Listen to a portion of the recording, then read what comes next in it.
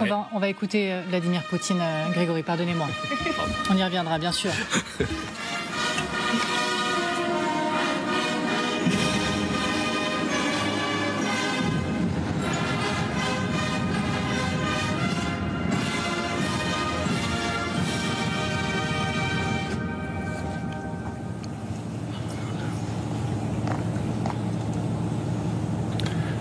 Дорогие граждане России, citoyens de la Russie, дорогие ветераны, chers vétérans, уважаемые гости, respectés hôtes, товарищи солдаты и camarades soldats et matelots, сержанты и старшины, sergents et sous-officiers, michman et officiers, товарищи офицеры, генералы и chers адмиралы. officiers généraux et amiraux. Поздравляю вас Je vous félicite à l'occasion du 80e anniversaire de la victoire dans la Grande Guerre patriotique. Aujourd'hui, nous sommes tous réunis par le sentiment de joie et de tristesse, de fierté et de reconnaissance. Nous nous inclinons devant la génération qui a réussi à vaincre le nazisme au prix de millions de vies, a pu gagner la liberté et la paix pour l'ensemble de l'humanité. Nous préservons fidèlement la mémoire de ces événements de triomphe, ces événements historiques. Et en tant qu'héritiers du peuple victorieux, nous célébrons le 9 mai comme notre fête, comme la fête la plus importante pour notre pays, pour l'ensemble de notre peuple, pour chaque famille, pour chacun d'entre nous. Nos pères, nos grands-pères et nos arrière-grands-pères ont sauvé la patrie. Ils nous ont légué de défendre la patrie, d'être unis, de défendre fermement nos intérêts nationaux, notre histoire millénaire, notre culture, nos valeurs traditionnelles. Tout ce qui nous est cher et ce qui est sacré pour nous.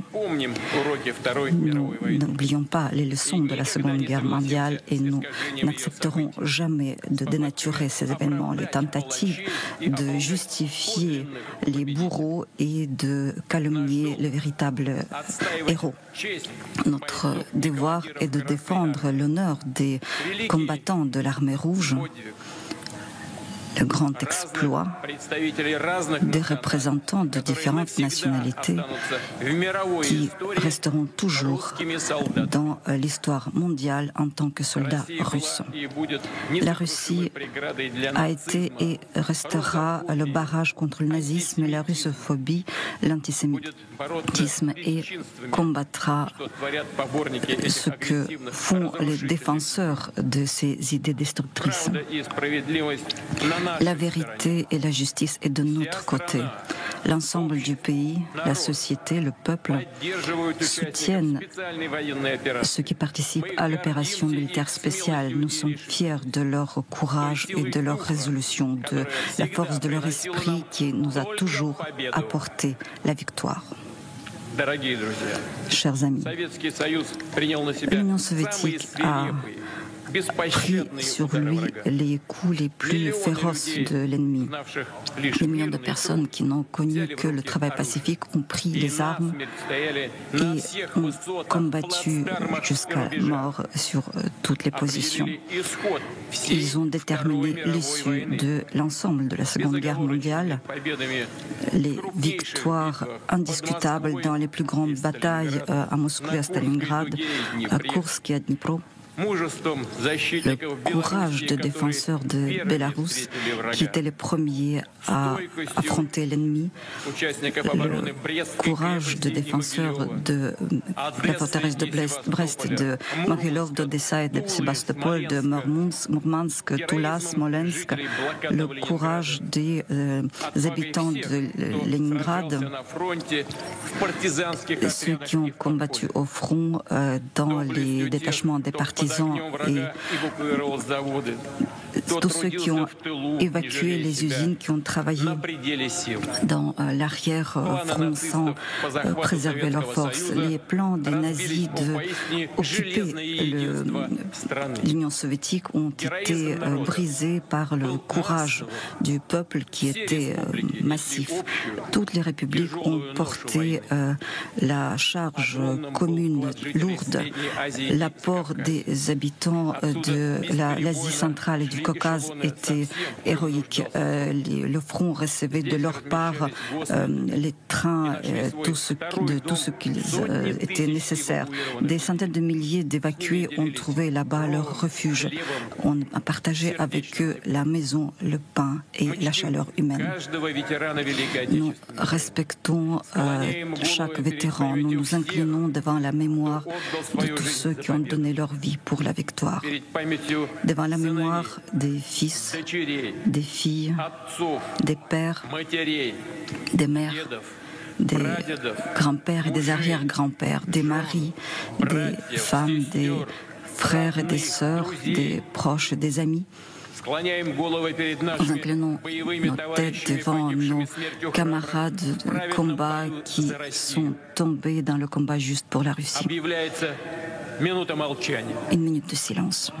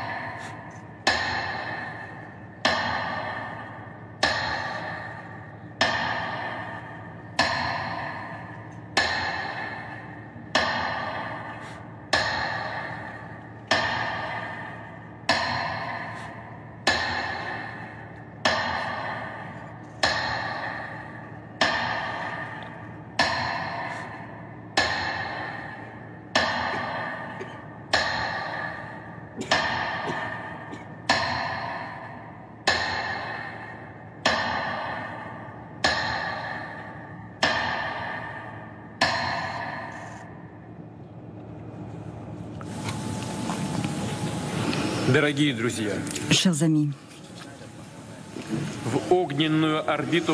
dans l'orbite de feu de la Seconde Guerre mondiale ont été impliqués près de 80% de la population de la planète. La victoire sur l'Allemagne nazie, sur le Japon militarisé et leurs satellites dans différentes régions du monde a été atteinte par les efforts communs des Nations Unies. Nous nous souvenons toujours de l'ouverture du second front en Europe après les combats décisifs sur le territoire de l'Union soviétique ont approché la victoire et nous apprécions hautement l'apport dans notre combat commun des soldats des armées alliées, des forces de la résistance, du peuple courageux de Chine, tous ceux qui ont combattu au nom de l'avenir pacifique. Chers amis, nous serons toujours, nous penserons toujours à nos vétérans, à leur amour sincère pour la patrie, leur résolution à défendre leur maison, les valeurs de l'humanisme et de la justice. Donnons à ces traditions, à ce grand héritage, la place la plus importante dans notre cœur et nous le transmettrons aux générations futures. Nous nous appuierons toujours sur notre unité dans nos affaires de paix et de guerre, dans le fait d'attendre les objectifs stratégiques, de régler les objectifs en l'honneur de la Russie, sa grandeur et son développement. Gloire, victoire, bonne fête. Hurrah.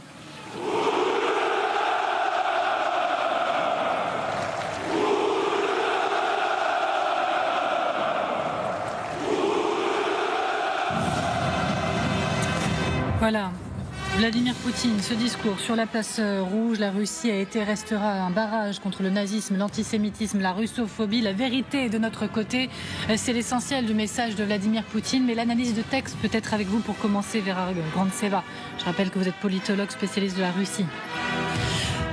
C'est assez classique ce que disait Poutine dans son discours. Donc il y avait une partie qui commémorait, célébrait quand même la contribution du peuple soviétique, qui était composé d'ailleurs de plusieurs républiques, effectivement, il ne faut pas l'oublier, dans la victoire dans la Deuxième Guerre mondiale. En même temps, depuis déjà quelques années, notamment en 2022, il y avait ce mélange que Poutine a apporté dans ce discours, où en fait il mélange avec l'actualité d'aujourd'hui, où il essaie de présenter la continuité de ce qui faisait l'Union soviétique avec tout ce qu'il fait aujourd'hui. Donc il y a ce mélange où il essaie de présenter que la guerre en Ukraine, c'est en fait la continuation du héroïsme du peuple russe soviétique qui maintenant doit contrer les nazis en Ukraine, ce qui est complètement faux, on est bien d'accord. Mais pour lui, c'est la seule opportunité de justifier finalement sa guerre et de montrer qu'il y a cette continuité, qu'il y a la connexion entre l'héroïsme du peuple soviétique dans la Deuxième Guerre mondiale et l'héroïsme des soldats qui se battent aujourd'hui dans l'Ukraine, dans la guerre qui est très différente. C'est pas la guerre de défense, c'est la guerre d'occupation, d'agression contre notre pays qui était d'ailleurs avant un peuple frère de la Russie. Général, quel est le message que vous avez retenu de Poutine ? Alors dans la guerre, grande guerre patriotique, ce qui m'a frappé, c'est qu'il a spécifiquement cité la Biélorussie, qui a été la première à lutter contre l'invasion nazie. Il n'a pas parlé du tout de l'Ukraine. Alors je rappelle que le front à l'époque, il passait justement en partie et en grande partie par l'Ukraine. La bataille de Koursk dont on a parlé ces derniers mois, c'est une des grandes batailles en fait de la Seconde Guerre mondiale et de la Grande Guerre patriotique. Donc c'est ça qui m'a frappé. Et ce lien qui est fait, et à un moment où il a dit que cette Grande Guerre patriotique, en fait, il ramenait ça à la Russie. Alors certes, il cite les autres pays, mais il ramène toujours ça à la Russie, comme étant le cœur en fait de la résistance et la continuité de cette résistance qu'il établit entre la lutte contre le nazisme et ce qui se passe aujourd'hui. Et Gilles Montré, est-ce que ça entretient l'idée chez vous, c'est ce que vous nous disiez juste avant la prise de parole, qu'il s'adresse non pas au monde, mais à sa population? Absolument, ça c'est un discours nationaliste, purement nationaliste. Il n'arrête pas d'exalter les valeurs de la Russie, notre histoire millénaire, ce qu'il y a de plus sacré pour nous. Et la victoire de la Seconde Guerre mondiale a été une victoire de la Russie, certes aidée par tous ses alliés. Il a cité toutes les républiques soviétiques, en omettant évidemment l'Ukraine, dont il faut rappeler que c'est 15% des soldats morts au combat soviétique, donc ça on a oublié. Mais à part ça, c'est vraiment la Russie. Et le fil continue. Le combat d'aujourd'hui n'est que la suite du combat d'hier. On veut nous attaquer ces puissances antisémites. Donc on marche sur la tête. Donc les puissances antisémites et la Russie qui serait le rempart contre ces dérives. Voilà, c'est une propagande interne qui comme on en a l'habitude et qui est évidemment avec une puissance particulière. Mais je vais du coup remettre sur la table le fil que vous aviez commencé à tisser dans votre conversation tous les deux. Vous vouliez apporter un bémol sur le caractère purement national de cet événement, Grégory Phillips. Oui, le couple qu'on voit à l'instant à l'écran, Xi Jinping, Poutine, c'est effectivement aussi quand même un message à la communauté internationale et en particulier à Donald Trump. Vous savez qu'il y a encore quelques semaines, quelques mois, on parlait d'un rapprochement entre Washington et Moscou, au point qu'on avait même imaginé que Trump aurait pu être présent à ce défilé. Bon, on n'en est pas du tout là aujourd'hui, mais c'est un peu la réponse à cette tentative de réchauffement des relations diplomatiques entre les États-Unis et Moscou. Juste sur le discours de Vladimir Poutine que Vera a analysé, moi je retiens aussi cette mention à l'opération militaire spéciale. Nous sommes fiers de ces soldats qui nous ont toujours apporté la victoire. Plus de 3 ans après le déclenchement de cette opération spéciale, on est loin d'une victoire russe. Enfin, souvenez-vous des objectifs initiaux de Vladimir Poutine le 24 février 2022. Conquérir l'Ukraine, enfin c'était quasiment ça, se débarrasser, encore une fois je reprends la rhétorique poutinienne du régime nazi de Zelensky, gagner des territoires. Aujourd'hui, la Russie a conquis tout parti de 4 oblasts, mais est très loin de la victoire qui avait été annoncée il y a un peu plus de 3 ans maintenant. Comme on regarde, ça y est, les contingents militaires là, qui défilent sur la place rouge, il faut vraiment avoir en tête qu'il y a des soldats d'une douzaine de pays qui sont attendus, et notamment le plus gros contingent, sauf erreur de ma part, le contingent chinois. C'est vrai que vous allez comprendre, on va beaucoup insister sur cette présence-là, et encore une fois, si vous la voyez à l'écran et que je passe à côté, vous me la signalez. Quelque chose me dit que ce sera visible. Est-ce que, général, on peut imaginer qu'à l'occasion de cette rencontre, il y a un renforcement de cette alliance entre la Chine et la Russie? Je rappelle juste que dans le communiqué en amorce, les deux pays ont dit qu'ils allaient évoquer la guerre russo-ukrainienne. Est-ce que vous imaginez la Chine sortir un peu de son coin, de son corner, et assumer plus fortement, visiblement, un soutien auprès de la Russie dans cette guerre? Non, je ne le pense pas. Cette parade est précédée en fait d'un dîner de gala hier soir. Et il y a eu une rencontre entre le président chinois et M. Poutine hier, qui au contraire, le président chinois rappelle qu'il faut arrêter la guerre. C'est ça son langage. Alors c'est toujours un peu ambigu, c'est-à-dire qu'il faut arrêter la guerre, mais on continue à exporter vers la Russie des éléments qui permettent de faire la guerre.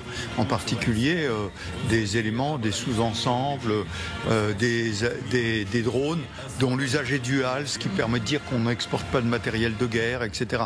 Donc il y a un langage très ambigu de la Chine, mais sur le fond, la Chine voudrait que cette guerre s'arrête. Maintenant, ce que je trouve très intéressant dans la présence si visible des Chinois auprès des Russes aujourd'hui, c'est le problème que ça pose à M. Trump. Parce que je rappelle que l'opposition de M. Trump, principale, c'est vis-à-vis de la Chine. J'allais y venir, point principal. Est-ce que s'il y a un message envoyé à l'étranger, pardonnez-moi, Gilles Montreuil, mais c'est pas justement ce duo. Non, mais bien sûr, mais je rebondis, je vous donne raison. Complètement, d'ailleurs, je ne vais pas vous donner raison ou tort, vous êtes là pour donner votre analyse. Mais est-ce que, en effet, le principal message envoyé, c'est le message envoyé à Washington? Vous voulez nous séparer, nous diviser, nous sommes plus unis que jamais. Oui, et je pense que le message envoyé à Washington, alors les Indiens ne sont pas là à cause de... M. Modi n'est pas là à cause de ce qui se passe, mais par exemple le Brésil est présent. Donc la Chine, le Brésil sont les BRICS.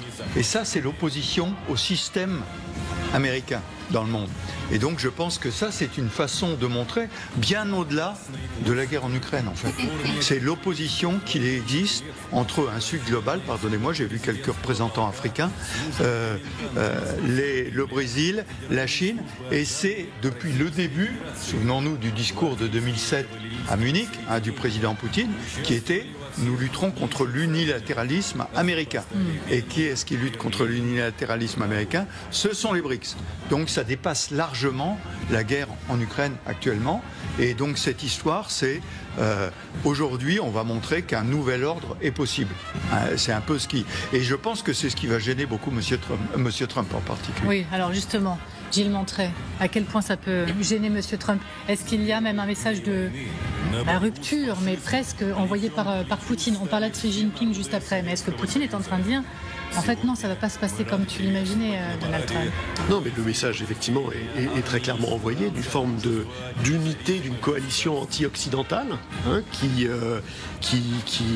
est incarnée par les deux têtes, Xi Jinping et Vladimir Poutine. Ça, c'est un message fort. On peut aussi noter ceux qui ne sont pas là. Donc ceux qui sont là, Lula, et qui a dû d'ailleurs sont justifiés auprès de sa propre opinion publique, parce que tout ça ne va pas du tout de soi. Et il faut... je ne pense pas que les lecteurs brésiliens de base sont en soutien de M. Poutine. Donc, alors lui a dû se justifier en disant que justement il venait pour prêcher la paix. Les Indiens ne sont pas là, les Sud-Africains ne sont pas là. Vous savez qu'ils se sont rapprochés des Ukrainiens. Il y a des Africains, mais enfin bon, le Burkina Faso, le Zimbabwe, bon, c'est pas les puissances émergentes africaines. Donc c'est aussi, voilà, c'est le verre est à moitié vide, à moitié plein. Il est clair que ça montre clairement que la Chine continue son soutien à la Russie. Elle est là, elle est aux premières loges. Sur la Russie. le message de Poutine, est-ce qu'il envoie un message à Trump, lui? Trump qui a tenté d'entretenir de bonnes relations avec lui ces derniers mois, est-ce qu'il lui envoie un message lui disant en gros, c'est pas l'histoire que tu te racontais qui va se dérouler? Je pense que surtout, Vladimir Poutine a compris, que la plupart des dirigeants du monde, que face à Donald Trump, il n'y a que des rapports de force. Donc il n'envoie pas un message, il fait une démonstration de force. Le message, il parle de lui-même. Il dit, voilà, on n'est pas prêt d'arrêter la guerre, voilà la démonstration militaire, nous avons des alliés, donc on va pas renoncer à nos ambitions qu'ils ont réaffirmées, qui sont des ambitions maximalistes sur l'Ukraine, et ça ne laisse pas penser que la trêve demandée de 30 jours de Donald Trump va être accordée dans les jours qui viennent. Grégory, ça on va y revenir, très intéressant ce qui s'est passé cette nuit dans les relations américano-ukrainiennes cette fois. Est-ce que le vent est en train de tourner? On va se poser la question. Et vous qui connaissez Washington par cœur, Grégory Phillips, comment la Maison-Blanche peut regarder ces images et les vivre même en ce qui concerne Donald Trump? Alors, décalage horaire oblige, Donald Trump est censé dormir. Oui, bien sûr. Mais j'imagine que les diplomates... Quand il les découvrira, si vous voulez. Il les découvrira demain matin, mais j'imagine que les diplomates, évidemment, regardent ce défilé. Là, en ce moment, ce sont les délégations étrangères. Mais donc, quand il les découvrira et qu'il sera effectivement réveillé, Donald Trump, comment pourra-t-il vivre et interpréter ces images? Je pense que Donald Trump est, lassé du conflit ukrainien et lassé de l'attitude de Poutine, dont il disait il y a encore quelques jours, peut-être est-il en train de me balader. Donald Trump est un peu confronté au mur de la réalité de ce qu'est le pouvoir poutinien depuis 25 ans et de son incapacité américaine de Trump à pouvoir faire bouger Poutine. Enfin, Poutine est assez clair dans ses objectifs. Dans le discours tout à l'heure, il a redit les soldats de l'opération spéciale nous mèneront jusqu'à la victoire. Donc c'est quelqu'un de résolu et de décidé. Et je pense que Trump est en train de mesurer son incapacité à peser sur ce qui se passe. Alors qu'effectivement, voilà la délégation chinoise. La délégation chinoise. Alors voilà, elle est là, cette délégation chinoise. Non, pas le chinois, pardon. Ça doit être voilà. oui. Je vous ai tellement mis la pression pour me signaler quand arriverait ce contingent chinois. Oui, c'est le drapeau vietnamien. Alors, je poursuis du coup sur le message envoyé par Poutine à Trump potentiellement, s'il y en a un. Est-ce que vous y voyez un message envoyé à Trump, vous, ou pas? Ça peut ne pas être le cas. Non, à mon avis, il n'y a pas de message à Trump. Poutine essaie de jouer sur plusieurs tableaux, parce que si on voit ça comme un message, c'est un message qui ne va pas provoquer beaucoup de la joie dans la Maison-Blanche. Et ce qu'il cherche aujourd'hui Poutine, quand même, c'est un soutien de Trump. Parce que pour Poutine, Trump, c'est quand même une possibilité de sortir de cette guerre par la voie diplomatique, par la voie politique, même en gagnant. Parce qu'il comptait que Trump allait légitimiser sa conquête des régions ukrainiennes, au minimum de 4 oblasts. Si c'est... Ouais, ça c'est chinois. Ça c'est chinois. Voilà. On voit sur la place rouge. Alors cette fois, alors peut-être on s'y arrête, parce que moi-même j'ai tellement annoncé cette image et ce moment. Regardez le gros plan qui est fait sur Xi Jinping, le président chinois. C'est certainement le contingent principal des contingents militaires étrangers aujourd'hui sur cette place rouge, ce contingent chinois. L'enjeu pour Xi Jinping, je rappelle quand même qu'on a un Xi Jinping qui est en guerre commerciale très forte, très vive avec Donald Trump. Il vient ici aux côtés de Poutine, il accepte son invitation. Alors c'est pas la première fois, les deux hommes ont une relation très intense depuis longtemps. En 2013, je le rappelle, le premier déplacement de Xi Jinping, alors qu'il venait d'arriver au pouvoir, c'était d'aller voir Poutine. Donc ça ne date pas d'hier. Mais là, on a un contexte. On a un contexte particulier. Le message envoyé cette fois par Xi Jinping en général. Écoutez, moi je suis frappé, pardonnez-moi, mais je reviens au défilé là, avec les Chinois. Juste devant, c'était les Égyptiens. Donc c'est intéressant de voir tous ces contingents qui défilent, qui ne sont pas forcément des alliés inconditionnels de la Russie, mais qui cherchent à marquer une différence. Et je pense que par leur présence, au-delà du clientélisme naturel avec Moscou, il y a le fait que, écoutez, il y a une recomposition du monde. Et cette recomposition du monde, vous voyez, il y a beaucoup de contingents asiatiques en fait là-dedans, qui sont à la fois plutôt sur le territoire de globalement de la Russie, mais aussi d'ailleurs du Vietnam, de Chine, etc., etc. Donc je pense qu'il y a d'une certaine façon la présentation d'une recomposition du monde, et il ne faudrait pas qu'on voit, nous, ça simplement comme des oppositions. Je reviens aux Égyptiens. Les Égyptiens ne s'opposent pas forcément complètement aux Américains, mais ils marquent des différences. Et il y a toutes ces différences qui sont présentes là, et je pense que là, ne voyons pas tout le temps l'échec russe, on voit là une réussite russe d'arriver à marquer une différence par rapport à l'unilatéralisme. Vous voyez, il y a des gens qui viennent d'un peu partout et qui défilent pour fêter cet anniversaire de la victoire. Alors, les arguments qui ont été développés par la Russie, je ne reviens pas dessus, hein, mais en tout cas, on marque une différence. Alors, est-ce que vous dites aussi, oui, il y a une forme, il faut le reconnaître, une forme de réussite de Poutine à travers ses messages, à travers ceux qu'il a réussi à réunir sur cette place rouge? Oui, indéniablement, mais c'est-à-dire que ce n'est que la vitrine d'une réussite qui malheureusement date depuis le début du conflit et qui s'est accentuée, qui est que ça a été la très mauvaise surprise des Occidentaux de se rendre compte qu'une partie du Sud global ne s'alignait pas sur l'Occident, ne condamnait pas l'agression russe, et là on en a une fois de plus la preuve. Maintenant, il faut aussi voir à nouveau ce que cet événement montre par les absents, qui n'est pas là, hein, au-delà des Occidentaux, on le rappelle, qui étaient tous là il y a 20 ans, donc c'est quand même, ça marque le schisme, le changement de monde dans lequel on est, et puis par ailleurs, le fait qu'un certain nombre d'acteurs du Sud global ne sont pas venus. Et je voudrais noter par exemple l'Afrique du Sud qui depuis le début avait été très, très proche des tests russes et s'en est éloigné. Donc il ne faut pas non plus penser qu'il y a une accélération de cette puissance russe. Hein. Ceux qui sont là aujourd'hui, en fait, ils sont là depuis le début, hein, aux côtés des Russes. Il y a plutôt des gens qui ne sont pas venus. Quand on voit Nicolas Maduro, là, le président vénézuélien qu'on a vu à plusieurs reprises, je ne pense pas que sa présence aujourd'hui sur la place rouge soit de quoi s'enorgueillir pour Vladimir Poutine. J'arrête sur le message chinois potentiel de Xi Jinping, mais est-ce que vous me dites il faut que j'arrête mon obsession avec Trump? Tout n'est pas tourné vers Trump et il n'y a pas forcément de message envoyé à Trump par la présence du président chinois. Moi, je pense que néanmoins, il y a quand même effectivement le fait que ce défilé, en tout cas, pas tant le défilé que l'amitié russo-chinoise est quand même surveillée de très près par Washington. Encore une fois, la priorité de l'administration Trump, c'est pas la guerre en Ukraine, c'est même pas tant les relations avec la Russie, c'est Pékin. Avec une guerre commerciale extrêmement forte, avec même des menaces, puisque à Washington, tout le monde pense au sein de cette administration que le futur ennemi, le prochain ennemi, c'est peut-être la Chine.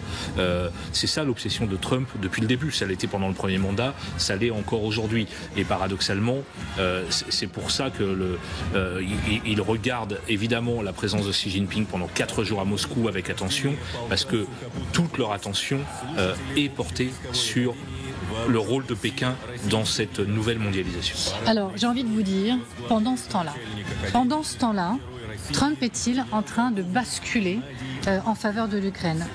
Vous allez me dire que je tombe un peu dans l'excès, mais regardez bien ce qui s'est passé. Trump et Zelensky se sont parlé ces dernières heures au téléphone. Une bonne conversation selon l'Ukrainien, et à l'issue, il se dit prêt, Zelensky, à tous les formats de négociation. Regardez ces mots. J'ai également confirmé que l'Ukraine était prête à négocier sous quelque forme que ce soit. Mais pour ça, la Russie doit montrer qu'elle veut vraiment mettre fin à la guerre. Mais il le dit, prête à négocier l'Ukraine sous quelque forme que ce soit. C'est pas tout. Donald Trump également s'est exprimé de son côté. Avec ces mots, il appelle à un cessez-le-feu inconditionnel de 30 jours.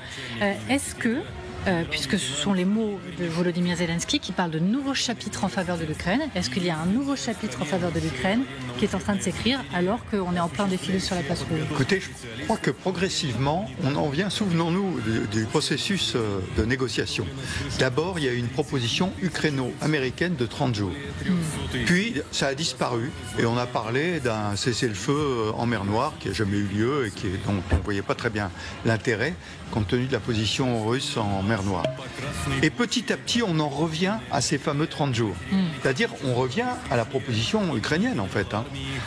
Et là, M. Poutine a eu beau déclarer qu'il y aurait un cessez-le-feu pendant 3 jours, dont on ne parle pas, et sur le terrain ne doit pas être très réel, mais en tout état de cause, on en revient à la position ukrainienne.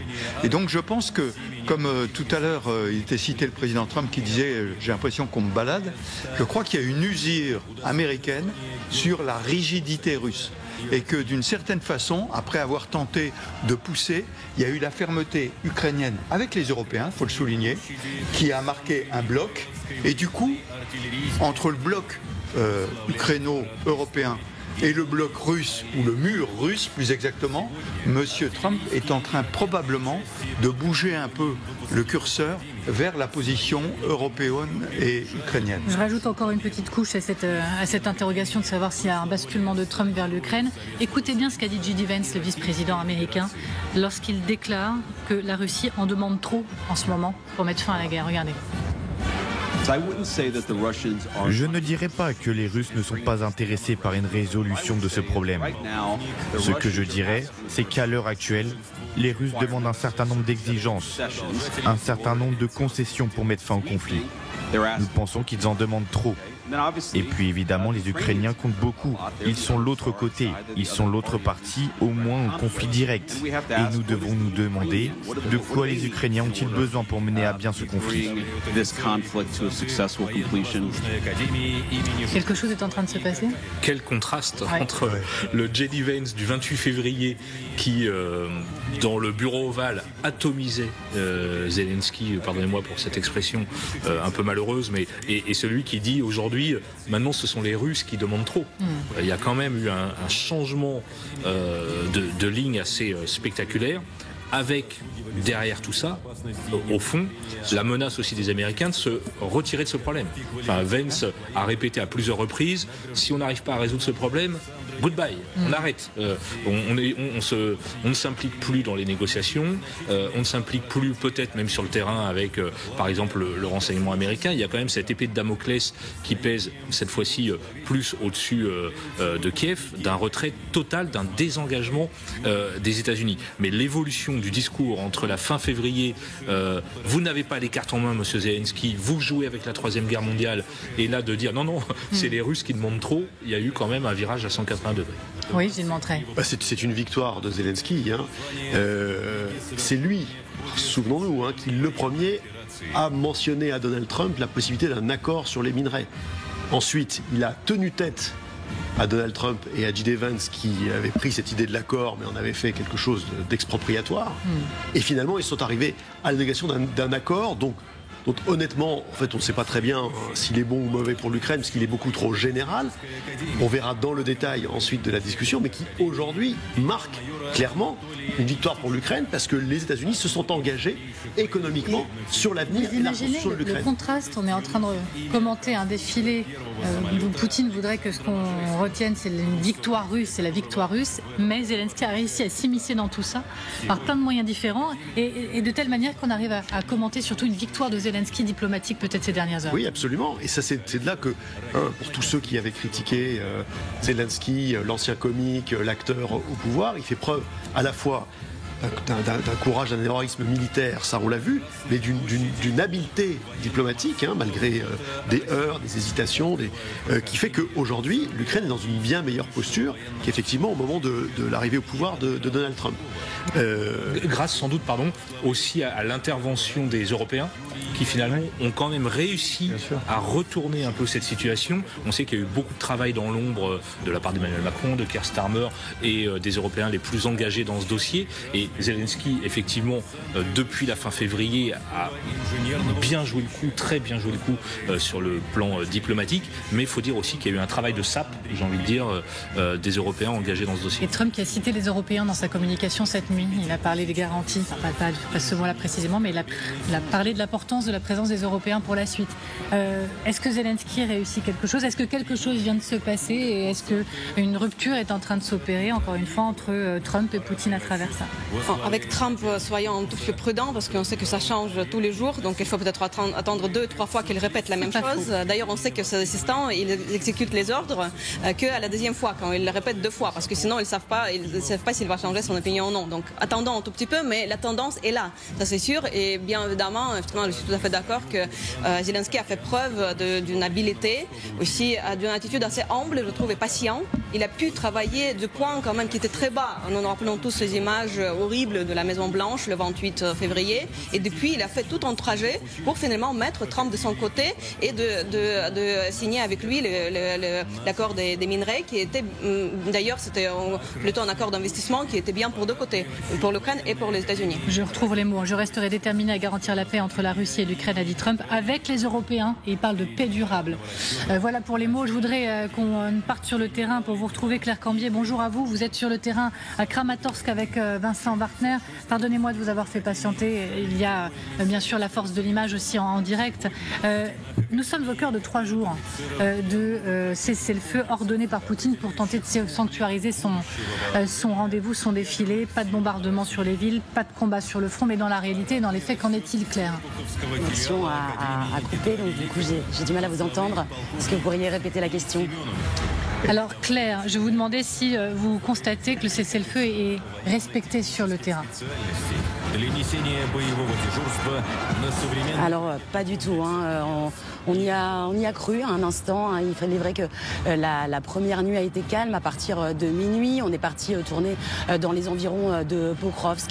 Et alors qu'on parlait aux habitants aux alentours de 10h30, on a entendu les premiers tirs d'artillerie, un signe que les combats avaient repris. Et il faut dire que les habitants n'avaient pas vraiment confiance, hein. Ils nous parlaient déjà de la trêve de Pâques qui n'avait pas été effective. Et ils nous disaient, on ne peut pas croire Poutine, on ne peut pas lui faire confiance. Il faut donc se préparer à tout. Effectivement, elle n'aura pas duré longtemps. Premier tir d'artillerie, on a pu voir des explosions, hein, côté ukrainien, des arrivées. On s'est rendu également dans un centre de commandement d'un bataillon de dronistes. Et là, on a pu constater, hein, sur les images en live, eh bien, les combats qui avaient repris. Eux nous assurent que ces combats, que cette cessation du cessez-le-feu a été à l'initiative des Russes qui ont profité pendant la nuit, eh bien, de mener des petites offensives pour prendre leur position. Il y a eu des combattants, hein, qui sont tombés au front, malheureusement. Un des soldats nous disait, Poutine, il essaye d'enfumer, si je peux me permettre cette expression, la communauté internationale. Et pour le moment, il ne croit pas que Poutine est prêt à vraiment cesser le combat et à mener la paix. Merci infiniment, Claire Cambier. Merci infiniment à Vincent Wartner qui est avec vous sur le terrain. Merci à tous les deux. Avant de marquer une courte pause, si vous aviez une chose à retenir, Général, de cette heure que nous venons de commenter ensemble, de ces images sur la place rouge. Eh bien, il y a la présentation, les images, le défilé impressionnant russe, bien sûr, mais aussi de tous ceux qui sont présents. Et la réalité, le cessez-le-feu n'est pas respecté sur le terrain, et ce que nous disions à propos de l'avancement de la négociation qui semble plutôt aller du côté ukrainien que du côté russe. Tu lui montrais la présence de Xi Jinping, oui, le 9 mai sur la place rouge, c'est un symbole très fort, à un moment où, effectivement, Donald Trump a essayé de mettre un coin dans la relation russo-chinoise, à un moment où, rappelons-le, ce week-end vont s'ouvrir les premières discussions commerciales entre la Chine et les États-Unis, hein, donc Xi Jinping fait démonstration de force. Je pense que c'est ça l'image à retenir, plus que la parade elle-même, la démonstration de force militaire, les autres pays qui sont pas des pays majeurs sur l'échelle internationale, là où on est plutôt dans la propagande. Oui, Grégory. Comme je disais au début de l'émission, ce qu'on ne voit pas, à savoir sur ces images très officielles, les énormes mesures de sécurité prises autour du défilé, parce que là on voit une démonstration de force, mais il y a quand même pendant ces quelques heures, une inquiétude du pouvoir russe sur d'éventuelles perturbations. Et la conclusion m'en vient. Moi, je vois en tant que Russe, je vois ici un bilan triste de président Vladimir Poutine qui a transformé le jour de deuil en Russie, où chaque famille se rappelait des pertes de ses grands-parents, ses grands-pères, grand-mères qui ont souffert pendant la Deuxième Guerre mondiale, qui sont morts souvent, comme par exemple mon arrière-grand-mère qui est morte pendant les sièges de Leningrad. Poutine a pu transformer ce jour de deuil dans le jour de la militarisation, de l'agression et de la guerre finalement. Il a fait par cette fête le retour de la guerre dans l'Est russe. Donc aujourd'hui, les Russes qui meurent aujourd'hui avec la guerre, quand la Russie n'est pas agressée, mais quand au contraire la Russie elle-même a agressé son voisin. Merci d'avoir été avec nous pour commenter ces images du défilé du 9 mai de Vladimir Poutine.